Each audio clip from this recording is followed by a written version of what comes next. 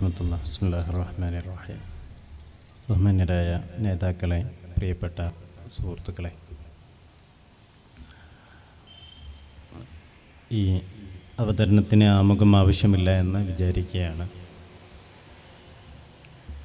1957 കേരളത്തിൽ വളരെ പ്രധാനമായൊരു വിദ്യാഭ്യാസ നിയമം അവതരിപ്പിക്കപ്പെടുന്നുണ്ട്. കേരളപ്പിറവിക്ക് പിറകെ നടന്ന തിരഞ്ഞെടുപ്പിൽ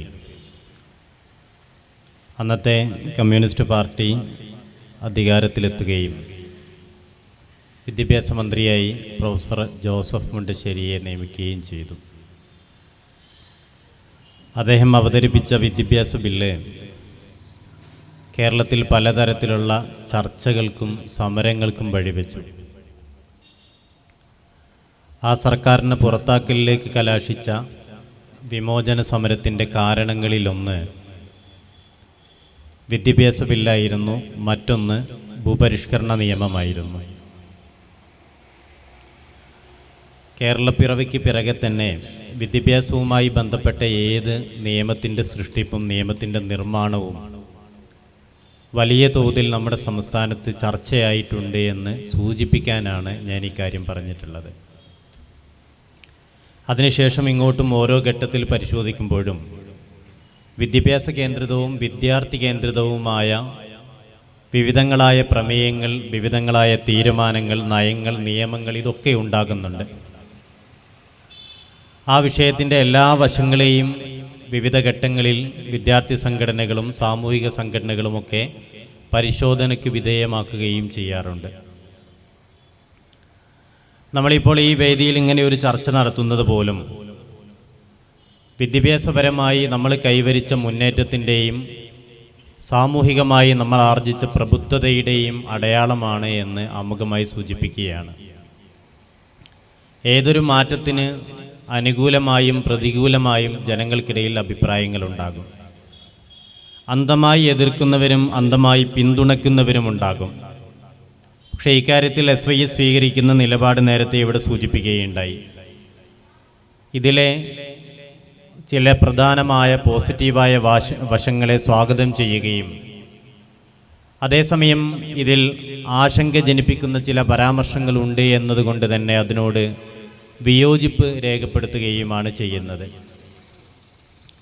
ദേശീയ വിദ്യാഭ്യാസ നയത്തിൻ്റെ തുടർച്ചയായാണ് ഇങ്ങനെയൊരു നിയമം അല്ലെങ്കിൽ ഇങ്ങനെയൊരു ചട്ടക്കൂടിൻ്റെ ആലോചനകൾ നമ്മിലേക്ക് എത്തിച്ചേർന്നിട്ടുള്ളത്. ദേശീയ വിദ്യാഭ്യാസ നയം കൊണ്ട് എന്താണ് സർക്കാർ ഉദ്ദേശിക്കുന്നത് എന്ന കാര്യത്തിൽ, കേന്ദ്രം ഭരിക്കുന്ന ആളുകൾ എന്താണ് ഉദ്ദേശിക്കുന്നത് എന്ന കാര്യത്തിൽ ആർക്കും സംശയമുണ്ടാകാനിടയില്ല. ദേശീയ വിദ്യാഭ്യാസ നയത്തിലെ ഭാഗങ്ങളിലൊന്ന് ഇന്ത്യയെക്കുറിച്ചുള്ള അറിവുകൾ എന്നതാണ്. ഇന്ത്യയെക്കുറിച്ചുള്ള അറിവുകൾ എന്ന് പറയുന്നിടത്ത് കഴിഞ്ഞ കുറേ കാലങ്ങളായി നമ്മുടെ അന്തരീക്ഷത്തിൽ ഉത്തരവാദപ്പെട്ട ഭരണാധികാരികൾ തന്നെ നടത്തിക്കൊണ്ടിരിക്കുന്ന ചില പ്രസ്താവനകൾ ഓർമ്മയിലേക്ക് വരുന്നുണ്ട്. റൈറ്റ് സഹോദരന്മാർ വിമാനം കണ്ടുപിടിക്കുന്നതിന് മുമ്പ് തന്നെ ഇവിടെ അത്തരം സംവിധാനങ്ങൾ ഉണ്ടായിരുന്നു, പുഷ്പക വിമാനം ഉണ്ടായിരുന്നു എന്ന് കേന്ദ്രത്തിലെ ഉത്തരവാദപ്പെട്ട ഒരു മന്ത്രിയാണ് പ്രസംഗിച്ചിട്ടുള്ളത്. ആധുനിക വൈദ്യശാസ്ത്രം വികാസപ്പെടുന്നതിന് മുമ്പ് തന്നെ ഇവിടെ പ്ലാസ്റ്റിക് സർജറി പോലുള്ള കാര്യങ്ങൾ നടന്നിരുന്നുവെന്ന്, അവയവമാറ്റ ശസ്ത്രക്രിയകൾ നടന്നിരുന്നു എന്ന് മറ്റൊരു ഉന്നതനായ നേതാവ് പ്രസംഗിക്കുകയാണ്. തികച്ചും അബദ്ധജടിലമായ ആശയങ്ങൾക്ക് അംഗീകാരം നേടിയെടുക്കാനുള്ള ശ്രമങ്ങളാണോ നടന്നുകൊണ്ടിരിക്കുന്നത് എന്ന് സംശയിക്കുമാറുള്ള ചില ഭാഗങ്ങളൊക്കെയും നമുക്ക് ഈ ദേശീയ വിദ്യാഭ്യാസ നയത്തിൽ കാണാൻ കഴിയും. നേരത്തെ ഇവിടെ ഉദ്ഘാടനത്തിൽ സാദിഖ് മാഷ് സൂചിപ്പിച്ചതുപോലെ മതേതരത്വം എന്ന വാക്ക് മരുന്നിന് പോലും കണ്ടുപിടിക്കാൻ കഴിയാത്ത വിധം അതീവ സങ്കുചിതമായ ചില താല്പര്യങ്ങളെ അതിനകത്ത് ഉൾച്ചേർക്കുകയും ചെയ്തിട്ടുണ്ട്. ഇതിൽ നിന്നൊക്കെ തികച്ചും ഭിന്നമായ കേരളത്തിൻ്റെ സാമൂഹികമായ രാഷ്ട്രീയമായ പ്രബുദ്ധതയെ അടയാളപ്പെടുത്തുന്ന വിധത്തിലുള്ള ആലോചനകൾക്ക് ചില നിർദ്ദേശങ്ങൾ ഈ പാഠ്യപദ്ധതി ചട്ടക്കൂടിൽ നമുക്ക് വായിച്ചെടുക്കാൻ കഴിയുന്നുണ്ട്. അതേസമയം ഏത് രാഷ്ട്രീയ കക്ഷിയാവട്ടെ ഭരണകൂടമാവട്ടെ അവർക്ക് അവരുടേതായ താല്പര്യങ്ങൾ എല്ലാ കാലത്തും വിദ്യാഭ്യാസ മേഖലയിൽ ഉണ്ടായിട്ടുണ്ട്. ആ താല്പര്യങ്ങൾ അതിനനുസരിച്ചിട്ട് വിദ്യാർത്ഥികളെ, വിദ്യാഭ്യാസ മേഖലയെ രൂപപ്പെടുത്താവുന്ന പലതരത്തിലുള്ള പരീക്ഷണങ്ങളും കഴിഞ്ഞ കാലങ്ങളിൽ നടന്നിട്ടുണ്ട്.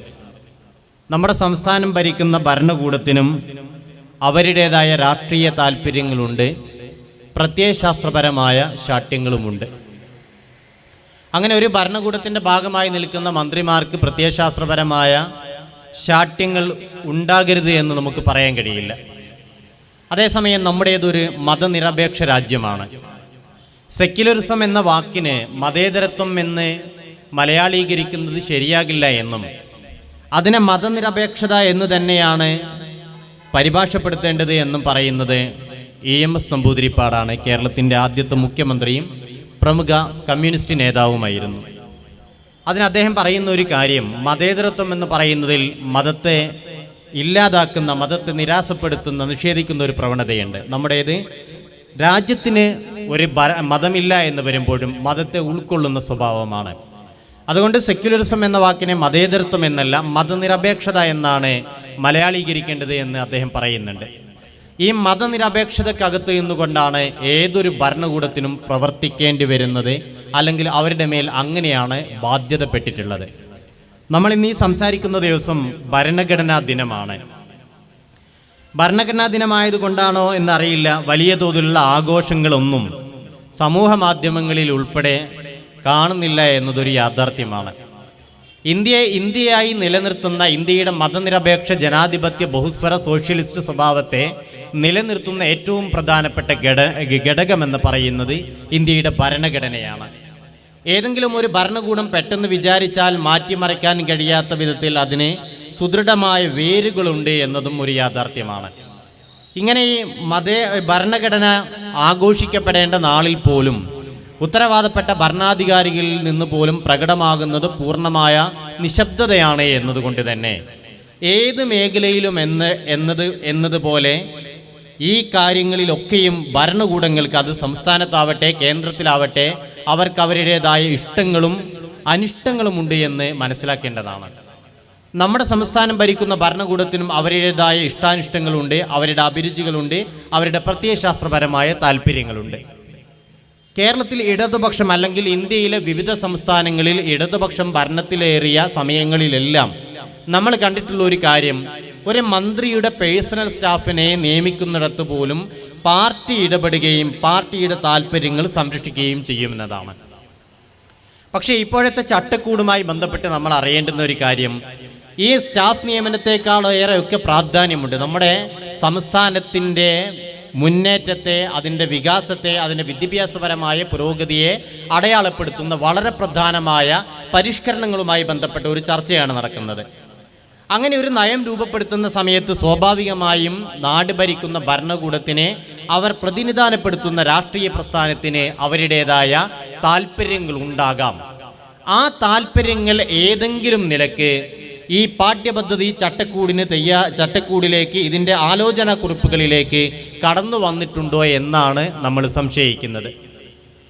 എന്താണ് ഈ പാഠ്യപദ്ധതി പരിഷ്കരണത്തിലേക്ക് നയിച്ച ഒരു സാഹചര്യമെന്ന് ഈ പുസ്തകത്തിൻ്റെ 8-ാം പേജിൽ പറയുന്നുണ്ട്. അതിങ്ങനെയാണ്: വിദ്യാസമ്പന്നമായ ഒരു പ്രദേശത്തിന് ചേരാത്ത പല പ്രവണതകളും ഇപ്പോഴും നിലനിൽക്കുന്നു.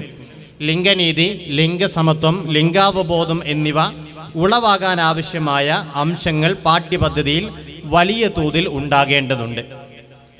നിങ്ങൾക്ക് ഈ പാഠ്യപദ്ധതിക്ക് വേണ്ടി ഈ കുറിപ്പുകളിലൂടെ കടന്നു പോകുന്ന സമയത്ത് മനസ്സിലാക്കാൻ കഴിയുന്ന ഒരു കാര്യം, പല പേജുകളിലായി ഈ ലിംഗനീതി, ലിംഗസമത്വം, ലിംഗാവബോധം എന്ന വാക്കുകൾ ആവർത്തിച്ച് പ്രത്യക്ഷപ്പെടുന്നത് കാണാൻ കഴിയും.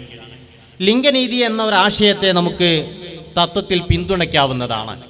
ഏതെങ്കിലും തരത്തിലുള്ള വിവേചനങ്ങൾ, ഒരു സ്ത്രീ ആയതുകൊണ്ട്, ഒരു പുരുഷനായതുകൊണ്ട്, ഇനി അതിനപ്പുറത്തേക്കുള്ള ഏതെങ്കിലും ലിംഗപരമായ ഭേദങ്ങൾ കൊണ്ട് വിവേചനങ്ങൾ ഉണ്ടാകരുത്, അവർക്കിടയിൽ നീതി സാധ്യമാകേണ്ടതുണ്ട് എന്ന ആശയത്തെ നമുക്ക് സാമാന്യമായി പിന്തുണയ്ക്കാം. അതേസമയത്ത് ഈ പുസ്തകത്തിൽ മറ്റൊരിടത്ത് പറയുന്ന ഒരു കാര്യം, ലിംഗഭേദം ഒരു സാമൂഹിക നിർമ്മിതിയാണ് എന്നതാണ്. അതെങ്ങനെയാണ് ഒരു സാമൂഹിക നിർമ്മിതിയായി തീരുന്നത്? ഒരാൾ ആണാകുന്നു, മറ്റൊരാൾ പെണ്ണാകുന്നു. ഇത് ആ സ്ത്രീക്കും പുരുഷനും ഇടയിലുള്ള വ്യത്യസ്തതകളെ, പ്രകൃതിപരമായ ഭിന്നതകളെ ഒരു സാമൂഹിക നിർമ്മിതിയായി നമുക്കെങ്ങനെയാണ് കാണാൻ കഴിയുന്നത്? അതിനെ പ്രകൃതിപരവും സാമൂഹികവുമായ ഒരു യാഥാർത്ഥ്യമായി സംബോധന ചെയ്യപ്പെടേണ്ടതുണ്ട്. അതിനപ്പുറത്ത് ഈ ചട്ടക്കൂടിൽ നമ്മൾ കാണുന്ന ഒരു കാര്യം അതിനൊരു സാമൂഹിക നിർമ്മിതിയായി അവതരിപ്പിക്കുന്നു എന്നതാണ്. സാമൂഹിക നിർമ്മിതിയായി അവതരിപ്പിക്കുന്നതിൻ്റെ താല്പര്യം എന്താണ്? ഇത് സമൂഹം നിർമ്മിച്ചതാണ്, അതുകൊണ്ട് സമൂഹത്താൽ തിരുത്തപ്പെടേണ്ടതാണ് എന്ന ആശയം കൈമാറുകയാണ്. സ്ത്രീയും പുരുഷനും തമ്മിലുള്ള പ്രകൃതിപരമായ വ്യത്യസ്തതകളെ, വൈവിധ്യങ്ങളെ അംഗീകരിക്കുക എന്നതാണ് ഒരു പരിഷ്കൃത സമൂഹത്തിന് അഭികാമ്യമായിട്ടുള്ളത്. പുരുഷൻ വിചാരിച്ചാൽ സ്ത്രീയായി തീരുക, സ്ത്രീ വിചാരിച്ചാൽ പുരുഷനായി തീരുക. ശസ്ത്രക്രിയകളിലൂടെയൊക്കെ, അവയവമാറ്റ ശസ്ത്രക്രിയകളിലൂടെയൊക്കെയുള്ള പലതരത്തിലുള്ള മാറ്റങ്ങൾ ഉണ്ടാകുന്നുണ്ട് എന്നതിനെ കാണാതെയല്ല ഞാൻ ഈ കാര്യം പറയുന്നത്. അതിനപ്പുറത്തേക്ക് സാമാന്യമായി ചിന്തിക്കുന്ന സമയത്ത് പുരുഷനുള്ള പ്രത്യേകതകളെ സ്ത്രീക്ക് പലപ്പോഴും കാണാൻ കഴിയില്ല, സ്ത്രീയുടേതായ സവിശേഷതകളെ പുരുഷനും അവകാശപ്പെടാൻ കഴിയില്ല. പുരുഷൻ അവൻ്റെ ചില മേഖലകളിൽ കഴിവുള്ള ആളാണ്, സ്ത്രീകൾ അവരുടെ ചില മേഖലകളിൽ ശേഷിയുള്ള ആളുകളാണ്. ഇത് പരസ്പരം മാനിക്കുകയും അംഗീകരിക്കുകയുമാണ് ചെയ്യേണ്ടത്. അതിനപ്പുറം ഇതിനെ ഒരു സാമൂഹിക നിർമ്മിതിയായി കണ്ട് അത് പരിഹരിക്കപ്പെടേണ്ട എന്തോ ഒരു പ്രശ്നമാണ് എന്ന് ധ്വനിപ്പിക്കുകയാണ് ഈ ചട്ടക്കൂട് ചെയ്യുന്നത് എന്ന് പറയാതെ തരമില്ല. ഭരണകൂടത്തിൻ്റെ താല്പര്യങ്ങളും അജണ്ടകളുമായി ബന്ധപ്പെട്ട് ഞാൻ സൂചിപ്പിക്കുകയുണ്ടായി. എന്തുകൊണ്ടാണ് അങ്ങനെ സംശയിക്കേണ്ടി വരുന്നത്? നിങ്ങളെ കുറഞ്ഞ മാസങ്ങൾക്ക് മുമ്പ് ബാലുശ്ശേരി സ്കൂളിലെ ജെൻഡർ ന്യൂട്രൽ യൂണിഫോം വിവാദം ഓർക്കുന്നുണ്ടാകും. നമ്മൾ ആ വാക്ക് തന്നെ കേട്ടു തുടങ്ങിയത്, അതുമായി ബന്ധപ്പെട്ട ചർച്ചകൾ വ്യാപകമാവുന്നത് ബാലുശ്ശേരിയിൽ നിന്നാണ്. അവിടെ എന്താണ് സംഭവിച്ചത്? എൻ്റെ നാടാണ്. അവിടെ 200 കുട്ടികളുണ്ട് ഒരു സ്കൂളിൽ. അതിൽ 50 പെൺകുട്ടികളാണ്, 150 ആൺകുട്ടികളാണ്. അവിടെ യൂണിഫോം മാറ്റം എന്ന രീതിയിൽ എന്താണ് കൊണ്ടുവന്നത്? ആൺകുട്ടികൾ സ്ഥിരമായി ധരിച്ചു വന്നിരുന്ന പാൻറിലേക്കും ഷർട്ടിലേക്കും ഈ 50 പെൺകുട്ടികളെയും കൊണ്ടുവരികയാണ്. ആൺകുട്ടികൾ സ്ഥിരമായി ധരിച്ചിരുന്ന ഒരു വേഷത്തിലേക്ക് പെൺകുട്ടികളെ കൂടി കൊണ്ടുവന്ന് അതൊരു വിപ്ലവകരമായ പ്രവർത്തനമാണ് എന്ന് കൊട്ടിഘോഷിക്കുന്ന സാഹചര്യം നമ്മുടെ സംസ്ഥാനത്തുണ്ടായിട്ടുണ്ട്. നമ്മുടെയൊക്കെ പരിസരത്ത് സ്കൂളുകളിൽ യൂണിഫോമുകൾ മാറാറുണ്ട്.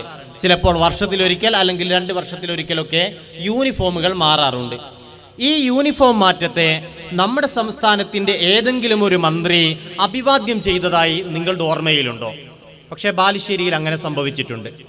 നമ്മുടെ വിദ്യാഭ്യാസ മന്ത്രിയും ഉന്നത വിദ്യാഭ്യാസ മന്ത്രിയും അതിനെ അഭിവാദ്യം ചെയ്തിട്ടുണ്ട്. എന്ന് മാത്രമല്ല, നമ്മുടെ സംസ്ഥാനം ഭരിച്ചുകൊണ്ടിരിക്കുന്ന മുന്നണിയുടെ പ്രധാനപ്പെട്ട കക്ഷികളൊക്കെയും അതിനെ അഭിവാദ്യം ചെയ്തുകൊണ്ട് പ്രസ്താവനകളുമായി രംഗത്ത് വന്നിട്ടുണ്ട് എന്നതും ആ നാളുകളെക്കുറിച്ച് അറിയുമ്പോൾ നമുക്ക് ഓർത്തെടുക്കാവുന്നതാണ്. ഇതെങ്ങനെയാണ് ഒരു വിപ്ലവകരമായ മാറ്റമായി തീരുന്നത്? ആണിൻ്റെ വേഷത്തിലേക്ക് പെണ്ണിനെ പരിവർത്തിപ്പിച്ചെടുക്കലാണ്, ആൺകോയിമ പെണ്ണിന് മേൽ അടിച്ചേൽപ്പിക്കലാണ് വിപ്ലവ പ്രവർത്തനമെന്ന് പറയുന്നുണ്ട് എങ്കിൽ അങ്ങനെ പറയുന്ന ആളുകളുടെ ബുദ്ധിപരമായ വികാസത്തെ നമ്മൾ പരിശോധനയ്ക്ക് വിധേയമാക്കേണ്ടിയിരിക്കുന്നു. അതിപ്പോഴും ആഘോഷിക്കപ്പെടുന്നുണ്ട്. വേറെയും ചില സ്കൂളുകളിൽ അതിൻ്റെ ശ്രമങ്ങൾ നടന്നിട്ടുണ്ട്. യാദൃശ്ചികമാണോ മനഃപൂർവ്വമാണോ എന്നറിയില്ല, സ്കൂൾ പാഠ്യപദ്ധതിയുടെ പരിഷ്കരണ ചർച്ചകൾ നടന്നുകൊണ്ടിരിക്കുന്ന ഇതേ നാളുകളിൽ കേരളം ഭരിച്ചുകൊണ്ടിരിക്കുന്ന പാർട്ടിയുടെ മുഖവാരികയിൽ ഇതുമായി ബന്ധപ്പെട്ട ഒന്നിലേറെ ലേഖനങ്ങൾ പ്രത്യക്ഷപ്പെടുന്നുണ്ട്. സ്ത്രീകളുടെ സ്വാതന്ത്ര്യവുമായി ബന്ധപ്പെട്ടാണ് ഈ ലേഖനങ്ങളിൽ പലതും പ്രസിദ്ധീകരിക്കപ്പെട്ടിട്ടുള്ളത്. പാഠ്യപദ്ധതി പരിഷ്കരണത്തിനകത്ത് നമ്മൾ ചർച്ച ചെയ്തുകൊണ്ടിരിക്കുന്ന ജെൻഡർ ന്യൂട്രൽ യൂണിഫോം അത് നടപ്പാക്കണമെന്ന് ഈ പാഠ്യപദ്ധതിയുടെ ചട്ടക്കൂടിൽ നമുക്ക് അങ്ങനെ നേർക്കുനേരെ വായിക്കാൻ കഴിയില്ല. പക്ഷേ കളിസ്ഥലങ്ങൾ ഉൾപ്പെടെ ജെൻഡർ ഓഡിറ്റിങ്ങിന് വിധേയമാക്കണം എന്ന് പറയുന്നിടത്ത് സമാനമായ പരാമർശങ്ങളിൽ നിന്ന് നമുക്കത് മനസ്സിലാക്കിയെടുക്കാവുന്നതേ ഉള്ളൂ. ഈ പരിഷ്കരണ ചർച്ചകൾ നടന്നുകൊണ്ടിരിക്കുന്ന ഇതേ നാളുകളിൽ കേരളം ഭരിച്ചുകൊണ്ടിരിക്കുന്ന പാർട്ടിയുടെ മുഖവാരികയിൽ പ്രസിദ്ധീകരിച്ച ലേഖനങ്ങളിൽ ഒന്നിൽ ഇങ്ങനെ വായിക്കാവുന്നതാണ്. വളയൻചിറങ്ങര സർക്കാർ സ്കൂളിലെ അധ്യാപകർ പ്രൈമറി ക്ലാസ്സുകളിലെ ആൺകുട്ടികൾക്കും പെൺകുട്ടികൾക്കും ജെൻഡർ ന്യൂട്രൽ യൂണിഫോം നടപ്പാക്കിയതറിഞ്ഞ് ഏറെ സ്ത്രീകളും ആവേശത്തോടെയാണ് ആ മാറ്റത്തെ സ്വീകരിച്ചത്. രസകരമായൊരു കാര്യം, വളയൻചിറങ്ങര സർക്കാർ സ്കൂളിൽ അധ്യാപകരും അനധ്യാപകരുമെല്ലാം സ്ത്രീകളാണ് എന്നതാണ്. ഈ മാതൃക കേരളത്തിലെ മുഴുവൻ സ്കൂളുകളിലും നടപ്പാക്കാൻ ആലോചിക്കുന്നതായി വിദ്യാഭ്യാസ മന്ത്രിയുടെ പ്രസ്താവന വന്നപ്പോൾ സന്തോഷിച്ചു. ജെൻഡർ സംബന്ധമായ അവബോധത്തിൽ ഇരുട്ടിൽ കിടക്കുന്ന കേരളത്തിൽ ഈ തീരുമാനം നടപ്പാക്കിയാൽ തെളിയുക വലിയ വെളിച്ചമായിരിക്കുമെന്ന് പ്രത്യാശിച്ചു. കേരളത്തിലെ ആണും പെണ്ണും നോൺ ബൈനറി വിഭാഗങ്ങൾ ഉൾപ്പെടെ കഴിയുന്നത്ര വേഗത്തിൽ മനുഷ്യരായി വളർന്ന് സഹജീവി സ്നേഹത്തോടെ ജീവിക്കാൻ സാധ്യതയുള്ള ആരോഗ്യകരമായ ഇടമായി കേരളം മാറുന്നതിനുള്ള വലിയ വഴി തുറക്കലായിരിക്കും ഈ തീരുമാനം നടപ്പിലാക്കിയാൽ സംഭവിക്കുന്നത് എന്നാണ് ഈ ലേഖനത്തിൽ നമുക്ക് മനസ്സിലാക്കാൻ സാധിക്കുന്നത്, വായിക്കാൻ കഴിയുന്നത്. എന്ന് പറഞ്ഞാൽ കേരളം ഈ കേരളത്തിലെ ജനങ്ങളൊക്കെ മനുഷ്യരായി സഹജീവി സ്നേഹമുള്ള ആളുകളായി വളരണമെങ്കിൽ ഈ തരത്തിലുള്ള മാറ്റങ്ങൾ കൊണ്ടുവരണമെന്ന് പാഠ്യപദ്ധതി പരിഷ്കരണത്തിൻ്റെ ചർച്ചയുടെ നാളുകളിലും ഉത്തരവാദപ്പെട്ട ഭരണകൂടത്തിൻ്റെ ഏറ്റവും പ്രധാനപ്പെട്ട കക്ഷിയുടെ മുഖവാരികയിൽ ലേഖനം പ്രസിദ്ധീകരിക്കപ്പെടുകയാണ്. ഇതത്ര നിഷ്കളങ്കമായി കാണാൻ കഴിയില്ല. എന്തുകൊണ്ട്? നിങ്ങൾ ഓർക്കുന്നുണ്ടാകും, മുമ്പ് MA ബേബി വിദ്യാഭ്യാസ മന്ത്രി ആയിരിക്കുന്ന കാലത്ത് ഒരു വലിയ വിവാദമുണ്ടായിരുന്നു. മതമില്ലാത്ത ജീവൻ എന്ന പാഠഭാഗവുമായി ബന്ധപ്പെട്ട വിവാദമുണ്ടായിരുന്നു. മതമില്ലാത്ത ജീവൻ എന്ന് പറയുന്ന ആ ആശയം പാഠപുസ്തകത്തിൽ ഇടം പിടിക്കുന്നതിന് മുമ്പ് തന്നെ കേരള ശാസ്ത്ര സാഹിത്യ പരിഷത്തിൻ്റെ മാസികകളിലും അവരുടെ ആലോചനകളിലും പ്രസിദ്ധീകരണങ്ങളിലും ഇടം നേടിയിട്ടുണ്ടായിരുന്നു എന്ന് നമുക്ക് ഓർക്കാവുന്നതാണ്. കേരള ശാസ്ത്ര സാഹിത്യ പരിഷത്ത് ഇടതുപക്ഷം ഉൾപ്പെടെ അധികാരത്തിലിരിക്കുന്ന സമയത്ത് പലതരത്തിലുള്ള വിയോജിപ്പുകൾ അതത് ഭരണകൂടത്തിൻ്റെ നിലപാടുകളോട് പ്രകടിപ്പിക്കാറുണ്ട്. ഏറ്റവും ഒടുവിൽ കേരയിൽ വിവാദത്തിൽ പോലും കേരളത്തിലെ സർക്കാരിൻ്റെ നിലപാടുകളെ അവർ ചോദ്യം ചെയ്തിട്ടുണ്ട് എന്നതിനെ അംഗീകരിച്ചുകൊണ്ട് തന്നെയാണ് പറയുന്നത്. പലപ്പോഴും കമ്മ്യൂണിസ്റ്റ് പ്രത്യയശാസ്ത്രത്തിൻ്റെ നടത്തിപ്പുകാരായാണ് കേരള ശാസ്ത്ര സാഹിത്യ പരിഷത്ത് പ്രത്യക്ഷപ്പെടാറുള്ളത്. ആ ശാസ്ത്ര സാഹിത്യ പരിഷത്ത് ആലോചിക്കുകയും അവരുടെ പ്രസിദ്ധീകരണങ്ങളിലൂടെ എഴുതുകയും ചെയ്ത ആശയമാണ് MA ബേബി വിദ്യാഭ്യാസ മന്ത്രിയായിരിക്കുന്ന കാലത്ത് കേരളത്തിലെ പാഠപുസ്തകത്തിലേക്ക് കൊണ്ടുവന്നിട്ടുള്ളത്. അതുകൊണ്ട് ഒരു മുഖവാരികയിൽ ഒരു ലേഖനം പ്രസിദ്ധീകരിക്കപ്പെടുന്നു എന്നതിനെ നമ്മൾ ഇത്രയേറെ അപകടകരമായ വിധത്തിൽ ആലോചനയ്ക്കെടുക്കേണ്ടതുണ്ടോ എന്നാണ് ചോദ്യമെങ്കിൽ, പഴയ കാലത്തെ സാഹചര്യങ്ങൾ മുന്നിൽ നിർത്തിക്കൊണ്ട് അത്രയേറെ നിഷ്കളങ്കമായി കടന്നു പോകാവുന്ന പരാമർശങ്ങളല്ല ഈ ലേഖനങ്ങളിലും ഈ പാഠ്യപദ്ധതിയുടെ ചട്ടക്കൂടിലുമുള്ളത് എന്നാണ് പറയാൻ കഴിയുന്നത്. ഈ പാഠ്യപദ്ധതിയുടെ ചട്ടക്കൂടിൻ്റെ ഈ ആലോചനാ കുറിപ്പുകളുടെ വിവിധ പേജുകളിലായി നമുക്ക് ഈ ആശയങ്ങളെ കാണാൻ കഴിയുന്നതാണ്. സ്കൂൾ പാഠപുസ്തകങ്ങൾ, പഠനബോധന രീതികൾ, സ്കൂൾ ക്യാമ്പസ്, കളിസ്ഥലം എന്നിവ ജെൻഡർ ഓഡിറ്റിങ്ങിന് വിധേയമാക്കേണ്ടതുണ്ട് എന്ന് ഒരു ഭാഗത്ത് നമുക്ക് വായിക്കാൻ കഴിയുകയാണ്. പല ഭാഗങ്ങളിലായി ഇതേപോലുള്ള ആശയങ്ങൾ ഈ പുസ്തകത്തിലുടനീളം നമുക്ക് കാണാൻ സാധിക്കും. ഞാൻ ഓരോ പേജും എടുത്ത് വായിക്കാൻ സമയത്തിൻ്റെ പരിമിതിയുണ്ട്. ഒരു ഭരണകൂടത്തിന് സ്വാഭാവികമായി ജനങ്ങളുടെ ഹിതത്തെ മാനിക്കുകയും ആ ഹിതത്തിനനുസരിച്ച് ജനങ്ങളുടെ വിശ്വാസത്തെ മാനിച്ചുകൊണ്ട് സാമൂഹികവും സാംസ്കാരികവുമായ മര്യാദകളെ മാനിച്ചുകൊണ്ട് വിദ്യാഭ്യാസ മേഖലയെ പുഷ്ടിപ്പെടുത്തുകയും ചെയ്യാനുള്ള ബാധ്യതയുണ്ട് എന്ന് നമുക്കറിയാം. ഏത് തീരുമാനം കൈക്കൊള്ളുന്ന സമയത്തും സമൂഹം അതിനോട് എങ്ങനെ പ്രതികരിക്കുമെന്ന്, ഈ രാജ്യത്തെ ജനങ്ങൾ ഏത് തരത്തിലാണ് അതിനോട് സമീപനം സ്വീകരിക്കുക എന്നത് ഒരു ഭരണകൂടത്തിൻ്റെ അജണ്ടയായി തീരേണ്ടതുണ്ട്. ഇപ്പോൾ സ്കൂളുകളിലൊക്കെ പാഠ്യപദ്ധതിയുമായി ബന്ധപ്പെട്ട ആലോചനാ യോഗങ്ങൾ നടക്കുന്നുണ്ട്. സ്കൂളുകൾ പൂർത്തീകരിച്ച് തദ്ദേശ സ്ഥാപനങ്ങളിലാണ് ആ തലങ്ങളിലാണ് ഇപ്പോൾ ആലോചനാ യോഗങ്ങൾ നടന്നുകൊണ്ടിരിക്കുന്നത്. ഈ യോഗങ്ങളിൽ പലപ്പോഴും മതിയായ സമയം പോലും ലഭിക്കുന്നില്ല എന്നത് ഒരു പരാതിയായി ഉയർത്തപ്പെട്ടിട്ടുണ്ട്. വിവിധ വിഷയങ്ങളെക്കുറിച്ച് സമഗ്രമായി ചർച്ച ചെയ്യാവുന്ന, വിശകലനം ചെയ്യാവുന്ന, അഭിപ്രായ രൂപീകരണം നടത്താവുന്ന സാഹചര്യമല്ല ചിലയിടങ്ങളിലെങ്കിലും കണ്ടുകൊണ്ടിരിക്കുന്നത് എന്ന് മാത്രമല്ല, നിലനിൽക്കുന്ന ഈ പാഠ്യപദ്ധതിയുടെ ഭാഗമായി നിർദ്ദേശിക്കപ്പെട്ടിട്ടുള്ള ആശയങ്ങളെ പിന്തുണയ്ക്കുന്ന ആളുകൾ ഇതിനെ സമർത്ഥിച്ചുകൊണ്ട് പലയിടങ്ങളിലും സംസാരിക്കുന്നതും ശ്രദ്ധയിൽപ്പെടുകയാണ്. എന്ന് പറഞ്ഞാൽ ഭരണകൂടത്തിൻ്റെ താല്പര്യമാണോ പാഠ്യപദ്ധതിയിലൂടെ നടപ്പാക്കപ്പെടുന്നത് എന്ന് സംശയിക്കാവുന്ന ചില സാഹചര്യങ്ങളുണ്ട്. കേന്ദ്ര സർക്കാരിലേക്ക് റിപ്പോർട്ട് നൽകുക മാത്രമാണ് ഞങ്ങൾ ഉദ്ദേശിക്കുന്നത്, അത് മാത്രമാണ് ഞങ്ങളുടെ മേലുള്ള ഉത്തരവാദിത്തമെന്ന് ഭരണകൂടത്തിൻ്റെ ഭാഗമായിരിക്കുന്ന ചില ആളുകൾ വിശദീകരിക്കുമ്പോൾ തന്നെയാണ് മറുഭാഗത്ത് സ്കൂളുകളിലും പഞ്ചായത്ത് തലങ്ങളിലുമൊക്കെ നടന്നുകൊണ്ടിരിക്കുന്ന ചർച്ചകളിൽ ഈ നിലപാടാണ് വരും കേരളത്തിന് അഭികാമ്യമായിട്ടുള്ളത്, അനിവാര്യമായി ഈ മാറ്റങ്ങളെ തുറന്ന മനസ്സോടെ സ്വാഗതം ചെയ്യേണ്ടതുണ്ട് എന്ന് ഉത്തരവാദപ്പെട്ട ആളുകൾ, പാർട്ടിയുടെയും മറ്റും നേതൃത്വത്തിലിരിക്കുന്ന ആളുകളൊക്കെ വിശദീകരിക്കുകയും പ്രസംഗിക്കുകയും ചെയ്യുന്നത്. എത്ര തെറ്റിദ്ധാരണാജനകമായ വിധത്തിലാണ് ഇത് അവതരിപ്പിക്കപ്പെടുന്നത്. കഴിഞ്ഞ ദിവസം ഒരു സ്കൂളിൽ ഒരു ചർച്ച നടന്നു. അവിടെ ലിംഗസമത്വവുമായി ബന്ധപ്പെട്ട ചില പരാമർശങ്ങൾ ഉന്നയിച്ചുകൊണ്ട് വിമർശങ്ങൾ ഉയർത്തിയപ്പോൾ, അവിടെയുള്ള ചില രക്ഷിതാക്കൾ വിമർശങ്ങൾ ഉയർത്തിയപ്പോൾ അവിടെ ഉണ്ടായിരുന്ന ഞാൻ ഈ പറയുന്ന ഗണത്തിൽപ്പെടുന്ന ഒരു വ്യക്തി അതിനെ വിശദീകരിച്ചത്, നിങ്ങൾ വിചാരിക്കുന്നത് പോലെ അത്ര അപകടകരമായ പരാമർശമൊന്നുമല്ല ഇത് എന്നും, മറിച്ച് വീടുകളിലെ പണികളിൽ അടുക്കള ജോലികളിലൊക്കെ ആൺകുട്ടികളുടെ കൂടി പങ്കാളിത്തം ഉറപ്പുവരുത്തുകയാണ് ഈ വാക്കുകൊണ്ട് താല്പര്യപ്പെടുന്നത് എന്നും ഒരാൾ അവിടെ വിശദീകരിക്കുകയാണ്.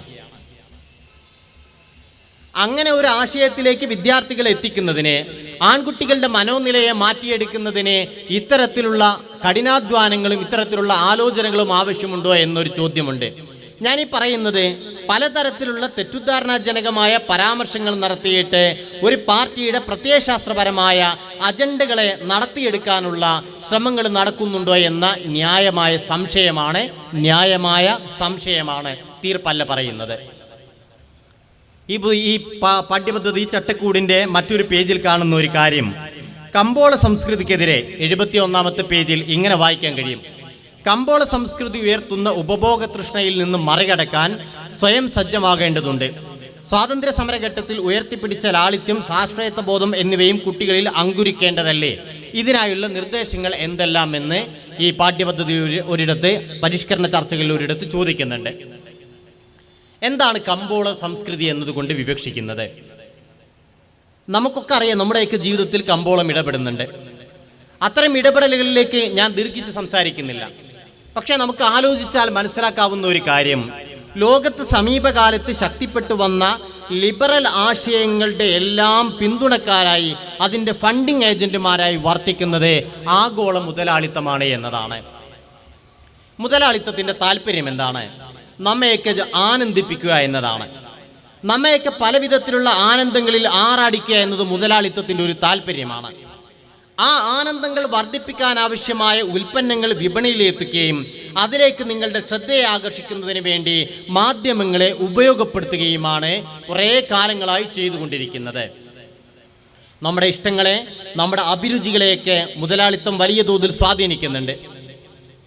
നമ്മുടെയൊക്കെ അടുക്കളകളിലെ വെന്തുകൊണ്ടിരിക്കുന്ന ഭക്ഷണത്തലികയിലേക്ക് പോലും മുതലാളിത്തത്തിൻ്റെ കൈകൾ വന്നെത്തിക്കൊണ്ടിരിക്കുന്ന ഒരു കാലമാണ്. അവർക്ക് അവരുടേതായ അജണ്ടകളുണ്ട്, അവരുടേതായ ആശയങ്ങളുണ്ട്. ലോകത്തെ ശക്തിപ്പെട്ടു വരുന്ന, കേരളത്തിൽ ഉൾപ്പെടെ ശക്തിപ്പെട്ടു വരുന്ന ലിബറൽ മൂല്യങ്ങളുടെ, ലിബറൽ ആശയങ്ങളുടെ പ്രചാരകരെയും അത്തരം സംഘടനകളെയും നമ്മൾ പരിശോധിക്കുക. അവർ അനിയന്ത്രിതമായ വ്യക്തി സ്വാതന്ത്ര്യത്തെക്കുറിച്ച് സംസാരിക്കുന്നു. എന്താണ് ഈ അനിയന്ത്രിതമായ വ്യക്തി സ്വാതന്ത്ര്യം എന്ന് പറയുന്നത്? നിങ്ങളുടെ സ്വാതന്ത്ര്യത്തെ അപകടപ്പെടുത്തുന്ന ഒരു ഘടകത്തിനും നിങ്ങൾ വഴിപ്പെടേണ്ടതില്ല എന്ന് പറയുകയാണ്. നമ്മുടെയൊക്കെ സ്വാതന്ത്ര്യത്തെ പരിമിതപ്പെടുത്തുന്ന ചില ഘടകങ്ങളുണ്ട്. അതിലൊന്ന് നമ്മുടെ കുടുംബമാണ്. നമ്മൾ ചില വിഷയങ്ങളെക്കുറിച്ച് പറയുന്ന സമയത്ത് പറയാറുണ്ട്, കുടുംബത്തിൽ പിറന്നാൾ അങ്ങനെ ചെയ്യാറില്ല എന്ന്.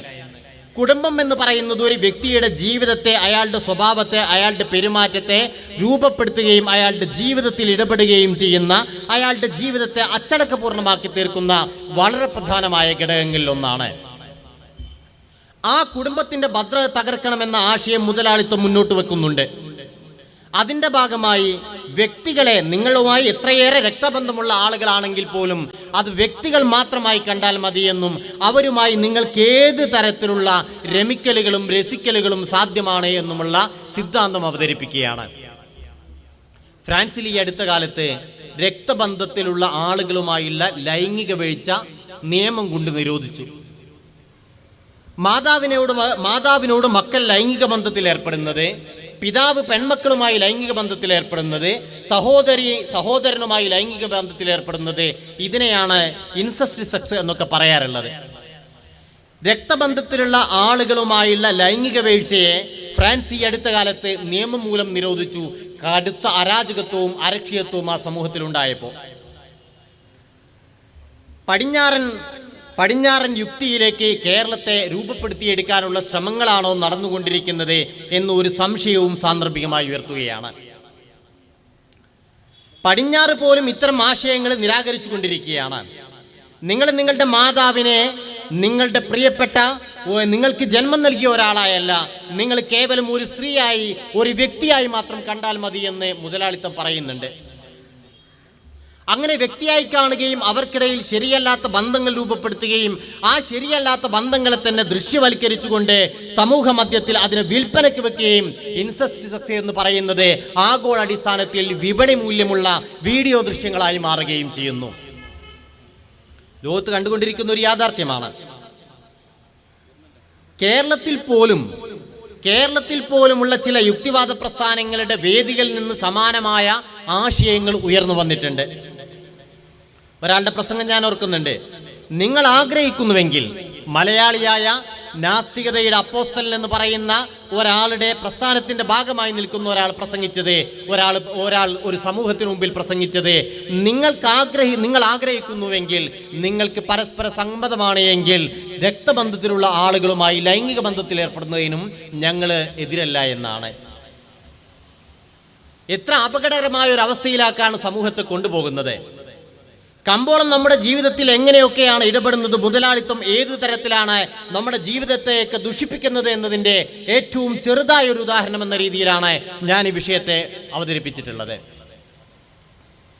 ഒരു ഭാഗത്ത് കമ്പോള സംസ്കൃതിയിൽ നിന്ന് കുട്ടികളെ മോചിപ്പിക്കണമെന്ന് പറയുകയും അതേ കമ്പോളത്തിൻ്റെ ആശയങ്ങളിലേക്ക്, ലിബറൽ ആശയങ്ങളിലേക്ക് കുട്ടികളെ വഴി നടത്തുകയും ചെയ്യുന്ന വൈരുദ്ധ്യമാണ് നമ്മൾ ഈ പാഠ്യപദ്ധതിയുടെ ചട്ടക്കൂടിൽ കാണുന്നത്. യുക്തിപൂർവമായി ചിന്തിക്കാൻ കുട്ടികളെ പ്രേരിപ്പിക്കേണ്ടതുണ്ട് എന്ന് ഈ പാഠ്യപദ്ധതിയുടെ ചട്ടക്കൂടിൻ്റെ ചില ഭാഗങ്ങളിൽ നമുക്ക് വായിക്കാവുന്നതാണ്. എന്താണ് യുക്തിപൂർവമായ ചിന്ത എന്ന് പറയുന്നത്? മുമ്പ് കാലങ്ങളിൽ നമ്മുടെയൊക്കെ നാടുകളിൽ മതനിരാസ പ്രസ്ഥാനങ്ങൾ ഉണ്ടായിരുന്നു. അവർ യുക്തിവാദി സംഘമെന്നോ യുക്തിവാദി പ്രസ്ഥാനമെന്നൊക്കെയാണ് അറിയപ്പെട്ടിരുന്നത്. അവരുടെ മതനിരാസത്തെയും ദൈവനിഷേധത്തെയും ഒക്കെ അവർ പരസ്യമായി പ്രകടിപ്പിച്ചിരുന്നു. ഇന്ന് പക്ഷേ അത്തരം സംഘങ്ങൾ ചെയ്തുകൊണ്ടിരിക്കുന്നത്, അവർ ഇത്തരം പേരുകൾ ഉപയോഗിക്കാതെ സ്വതന്ത്ര ചിന്തയെന്ന്, ശാസ്ത്രചിന്തയെന്ന്, മറ്റ് പല വിധത്തിലുള്ള പേരുകൾ ഉപയോഗിച്ചുകൊണ്ട് മുൻകാലങ്ങളിൽ നാസ്തിക പ്രസ്ഥാനങ്ങൾ എന്തെല്ലാം ആശയങ്ങളാണോ പ്രചരിപ്പിച്ചത്, അത് ഏറ്റവും കടുത്ത അളവിൽ ഇന്ന് സ്വതന്ത്ര ചിന്താ പ്രസ്ഥാനങ്ങൾ പ്രചരിപ്പിച്ചുകൊണ്ടിരിക്കുകയാണ്. ശാസ്ത്രചിന്ത എന്ന് പറയുന്നതിനെ മതത്തിനെതിരായ ഒരാശയമായി പരിവർത്തിപ്പിക്കുകയാണ്. കുട്ടികളിൽ ശാസ്ത്രീയ അവബോധം രൂപപ്പെടുത്തണമെന്ന്, ശാസ്ത്രചിന്തയിലേക്ക് കുട്ടികളെ പ്രേരിപ്പിക്കണമെന്ന് പറയുന്ന സമയത്ത് ഈ ആശയങ്ങളാണോ കുട്ടികളുടെ മനസ്സുകളിലേക്ക് കടത്തിക്കൊണ്ടുവരാൻ ശ്രമിക്കുന്നത് എന്ന സംശയമാണ് ഞങ്ങൾ ഈ സമയത്ത് ഉന്നയിക്കുന്നത്. യുക്തിപൂർവമായി തീരുമാനമെടുക്കാൻ കുട്ടികൾ പ്രാപ്തി നേടട്ടെ, അതിനാവശ്യമായ പാഠഭാഗങ്ങൾ പഠിപ്പിക്കട്ടെ എന്നതാണ് നിലപാടെങ്കിൽ ആ യുക്തി എന്നതുകൊണ്ട് എന്താണ് വിവക്ഷിക്കുന്നത്? മതവിരുദ്ധമായ, ദൈവിക വിശ്വാസത്തിന് വിരുദ്ധമായ ആശയങ്ങളെ സമൂഹത്തിലേക്ക് കൊണ്ടുവരാനാണോ ഉദ്ദേശിക്കുന്നത്?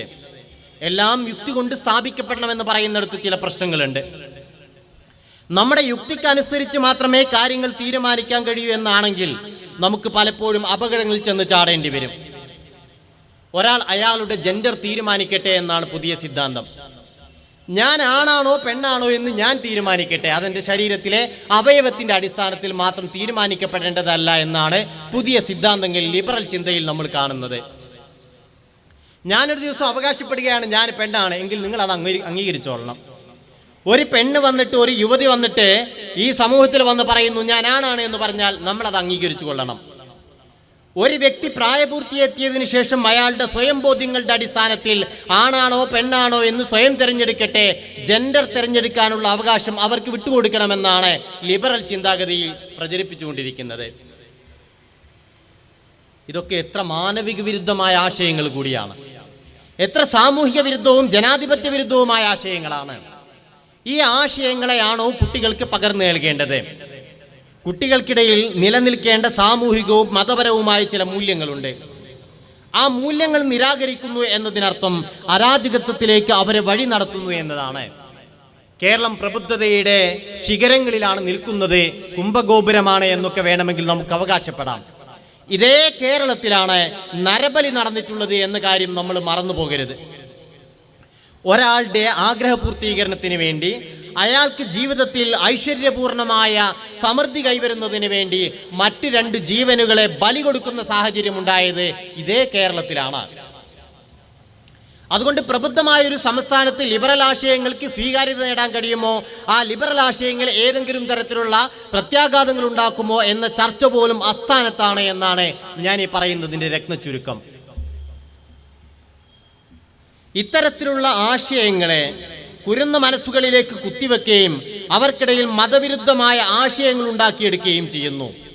സ്കൂളിൻ്റെ സമയമാറ്റവുമായി ബന്ധപ്പെട്ട ഒരു ഭാഗമുണ്ട്, 22-23 പേജിൽ കാണാൻ കഴിയും. അതൊരു മുസ്ലിം പ്രശ്നമായല്ല ഞങ്ങൾ അതിനെ സംബോധന ചെയ്യുന്നത്. സ്കൂളിലെ സമയമാറ്റം ബാധിക്കുന്നത് മുസ്ലിം സമുദായത്തെ മാത്രമാകും എന്നാരും കരുതുകയും ചെയ്യേണ്ടതില്ല. നമ്മുടെ സംസ്ഥാന സർവീസിൽ, സർക്കാർ സർവീസിൽ 60% വനിതകളാണ്. സ്കൂളിൻ്റെ സമയമാറ്റം സംഭവിക്കുകയാണെങ്കിൽ ഏറ്റവും ദുരിതത്തിലാകുന്നത് അതേ വനിതകൾ തന്നെയായിരിക്കും. മദ്രസ സംവിധാനത്തോട് അല്ലെങ്കിൽ മതപഠനങ്ങളോടും അതിൻ്റെ മൂല്യങ്ങളോടുമുള്ള പ്രത്യയശാസ്ത്രപരമായ കമ്മ്യൂണിസത്തിൻ്റെ വിയോജിപ്പുകൾ നമുക്കറിയാവുന്നതാണ്. ഇപ്പം എന്ത് പറയണമെങ്കിലും ലിബറലുകളുടെ സമ്മതം വേണമെന്നിടത്തേക്ക് കാര്യങ്ങൾ മാറുകയാണ്. നിങ്ങൾ നിസ്കാരം കള ആക്കരുത് കളി കണ്ടിട്ട് എന്നൊരു പണ്ഡിതൻ പറയണമെങ്കിൽ ഇവിടെ ലിബറലുകളുടെ തിട്ടൂരം ആവശ്യമുണ്ട്. അതിനെ പിന്തുണയ്ക്കാൻ അതിനെതിരായി വരുന്ന വിമർശനങ്ങളുടെ മുൻനിരയിൽ ഉത്തരവാദപ്പെട്ട മന്ത്രിമാർ പോലും ഉണ്ടാകുമെന്ന യാഥാർത്ഥ്യം നമ്മൾ സമീപ ദിവസങ്ങളിൽ, ഈ ദിവസങ്ങളിൽ നമ്മൾ അഭിമുഖീകരിച്ചുകൊണ്ടിരിക്കുകയാണ്. അത്തരം തിട്ടൂരങ്ങളിലേക്ക്, ലിബറൽ ചിന്താഗതികളിലേക്ക് മതവിശ്വാസി സമൂഹത്തെ പരുവപ്പെടുത്താനുള്ള പുതിയ തലമുറയുടെ ചിന്താ പദ്ധതിയെ രൂപപ്പെടുത്താനുള്ള ഗൂഢമായ പദ്ധതി ഈ പാഠ്യപദ്ധതി പരിഷ്കരണത്തിൻ്റെ ഭാഗമായി നടന്നിട്ടുണ്ടോ എന്ന സന്ദേഹത്തിൽ നിന്നുകൊണ്ടുകൂടിയാണ് ഞങ്ങൾ ഈ കാര്യം പറയുന്നത്. ഇതൊക്കെ പറയുമ്പോൾ എൻ്റെ മുമ്പിലുള്ള ഞാൻ നേരത്തെ വായിച്ച പുസ്തകമുണ്ട്. ആ പുസ്തകത്തിൽ പത്രാധിപരോട് ഒരു ചോദ്യമുണ്ട്. മതവിശ്വാസികളെ മുഖവിലക്കെടുത്ത് എങ്ങനെയാണ് അന്ധവിശ്വാസം നിർമ്മാർജ്ജനം ചെയ്യാൻ കഴിയുക? അതാണ് അതിൻ്റെ രത്നചുരുക്കം. അതിന് അദ്ദേഹം പറയുന്ന മറുപടി ഇതാണ്, വായിക്കാൻ സമയമില്ല. അദ്ദേഹം പറയുന്ന മറുപടി, അന്ധവിശ്വാസത്തെയും വിശ്വാസത്തെയും തന്നെ ചോദ്യം ചെയ്തുകൊണ്ട് മാത്രമേ യുക്തിപൂർവമായ ഒരു സമൂഹത്തെ നമുക്ക് സൃഷ്ടിക്കാൻ കഴിയൂ എന്നാണ്. യുക്തിയിൽ അധിഷ്ഠിതമായ ഒരു സമൂഹത്തെ രൂപപ്പെടുത്തണമെങ്കിൽ അന്ധവിശ്വാസത്തെ മാത്രമല്ല വിശ്വാസത്തെയും എതിർക്കേണ്ടതുണ്ട് എന്ന് ഈ 2022 നവംബർ 22 ഇറങ്ങിയ മുഖവാരികയിൽ ഈ മുഖവാരികയുടെ പത്രാധിപർ പറയുകയാണ്. ഞങ്ങൾ മതവിശ്വാസത്തിനെതിരല്ല എന്നാണല്ലോ പറയാറുള്ളത്. പക്ഷേ ഈ പ്രസിദ്ധീകരണങ്ങളിലൂടെ ഈ ആശയം പറഞ്ഞുകൊണ്ടേയിരിക്കുകയാണ്. ആ ആശയങ്ങളുടെ സാക്ഷാത്കാരത്തിന് വേണ്ടി കേരളത്തിൻ്റെ വിദ്യാഭ്യാസ മേഖലയെ നിങ്ങൾ ഉപയോഗപ്പെടുത്തരുത് എന്നാണ് സർക്കാരിനോട് ഞങ്ങൾ വിനയപൂർവ്വം ഓർമ്മപ്പെടുത്തുന്നത്. എന്താണ് സംഭവിക്കാനിരിക്കുന്നത് എന്ന് കാത്തിരുന്ന് കാണുക തന്നെയാണ്. കേന്ദ്ര സർക്കാർ അവരുടെ ഹിഡൻ അജണ്ടകളെ പാഠ്യപദ്ധതിയിലൂടെ, അതേപോലെ വിദ്യാഭ്യാസ മേഖലയിലൂടെ, ദേശീയ വിദ്യാഭ്യാസ നയത്തിലൂടെ സ്ഥാപിച്ചെടുത്തതുപോലെ സംസ്ഥാന സർക്കാർ അവരുടെ പ്രത്യയശാസ്ത്രപരമായ അജണ്ടകളെ പുതിയ പാഠ്യപദ്ധതി പരിഷ്കരണത്തിലൂടെ സ്ഥാപിച്ചെടുക്കാനുള്ള ശ്രമമാണ് നടത്തുന്നത് എങ്കിൽ തീർച്ചയായും അതിനെ പല്ലും നഖവും ഉപയോഗിച്ച് എതിർക്കാൻ ഈ നാട്ടിലെ സാമൂഹിക പ്രസ്ഥാനങ്ങളും യുവജന പ്രസ്ഥാനങ്ങളും രംഗത്തുണ്ടാകുമെന്ന് കൂടി സൂചിപ്പിച്ച് ഞാൻ എൻ്റെ വാക്കുകൾ ഉപസംഹരിക്കുന്നു. വാഹൃദ അവാന അൽഹംദുലില്ലാഹി റബ്ബിൽ ആലമീൻ. അസ്സലാമു അലൈക്കും വറഹ്മത്തുള്ളാഹി.